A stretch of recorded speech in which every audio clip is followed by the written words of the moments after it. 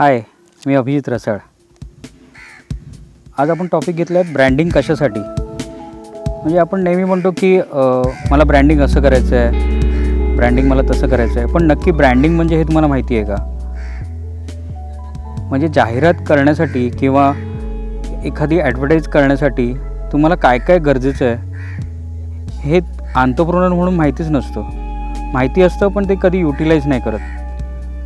मग हे युटिलाइज कसं करायचं किंवा काय कॉन्सेप्ट घ्यायला पाहिजे किंवा तुम्हाला काय कॉन्सेप्ट घेतल्यावर तुमचा प्रोडक्ट किंवा सर्व्हिसेस हे लोकांना ॲट्रॅक्ट होतील. जाहिरात म्हणजे तुमचं प्रोडक्ट सेल करणं किंवा सर्व्हिस तुमच्या सांगणं एवढंच होत नाही. लोकांच्या लक्षात राहणं खूप महत्त्वाचं आहे.